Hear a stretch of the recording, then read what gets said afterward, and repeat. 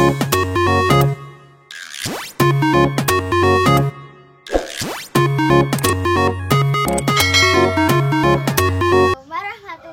wabarakatuh. Saya akan bercerita tentang asal mula sebelum berdirinya kota Sidoarjo. Ande-ande lumut.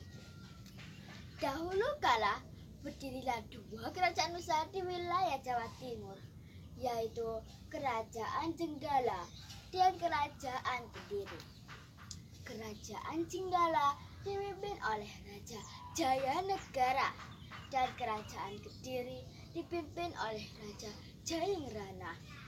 Untuk mempersatukan kedua kerajaan dan menghindari peperangan, maka dijalinlah suatu ikatan pernikahan antara Panji Asmarabangun, putra Raja Jenggala, dengan Dewi Sekartaji, putri Raja Kediri. Suatu hari, Kerajaan Jenggala diserang musuh. Ketika pertempuran berlangsung, Dewi Sekartaji melarikan diri. Dia menyamar sebagai gadis desa dan tinggal dengan seorang janda dengan 3 orang putrinya, yaitu Klenting Abang, Klenting Ijo, dan Klenting Biru. Dewi Sekartaji diangkat menjadi anak dan diberi nama Klenting Kuning.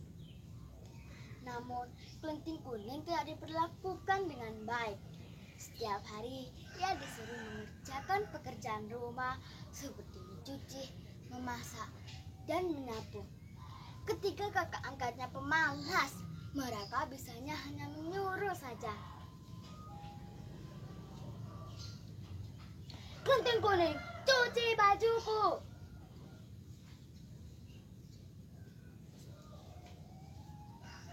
Cuci juga selendangku ya.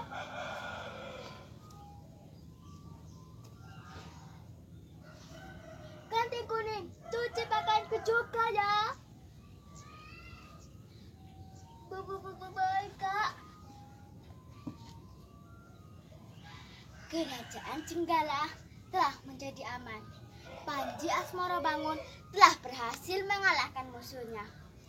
Tetapi ia sedih karena Dewi Sekartaji telah meninggalkan istananya. Dan ia pun bertekad untuk mencarinya. Ia mengerahkan para pengawal untuk mencari keberadaan istrinya, Dewi Sekartaji. Seorang pengawal mengabarkan ia bertemu dengan seorang gadis yang mirip dengan Dewi Sekartaji. Di sebuah desa, Panji Asmarabangun berangkat ke desa Tatapan. Desa itu berhadapan dengan desa di mana Klenting Kuning tinggal. Ia tinggal di rumah Mbok Rondo. Ia menjadi anak angkat Mbok Rondo dan menyamar sebagai ande-ande lumut yang sedang mencari jodoh. Berita tentang ande-ande lumut mencari jodoh segera tersebar.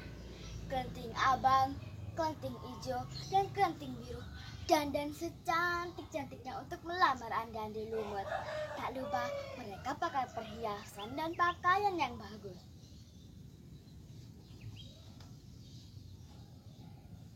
Klenting Kuning, kamu tidak usah ikut melamar. Kamu di rumah saja, pergi ke sungai dan cuci semua pakaian kotor itu. Perintah Klenting Biru. Mereka pun segera berangkat. Klenting Kuning pun segera berangkat ke sungai untuk mencuci pakaian. Tiba-tiba datanglah seekor burung bangau dan memberinya sebuah cambuk.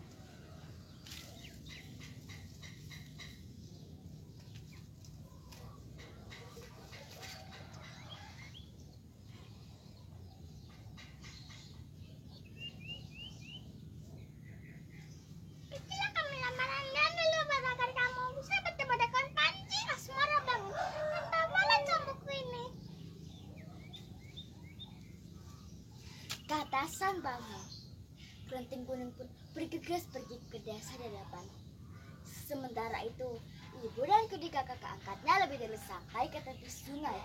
Mereka bingung, tak ada satupun perahu yang tampak. Jembatan pun juga tak ada. Lalu bagaimana mereka menyeberang?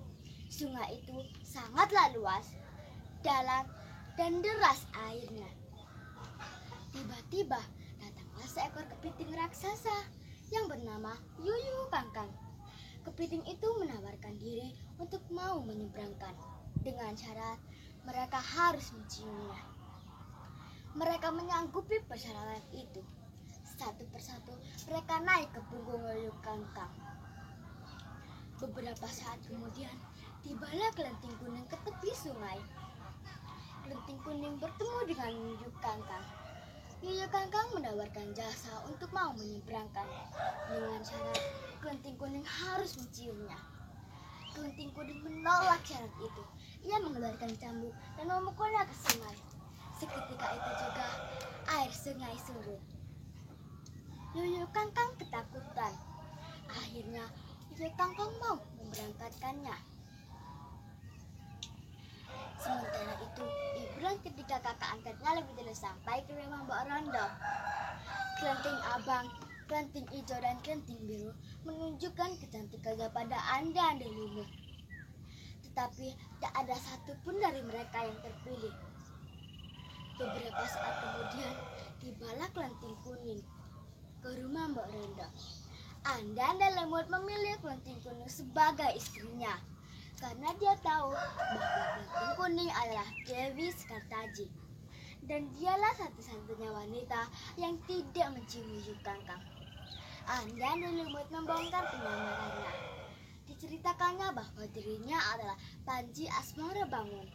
Akhirnya Panji Asmara Bangun dan Dewi Sekartaji telah berkumpul kembali. Mereka mengajak Mbok Rondo sebagai ucapan terima kasih. Mereka pun hidup bahagia. Demikian dari cerita saya. Wassalamualaikum warahmatullahi wabarakatuh.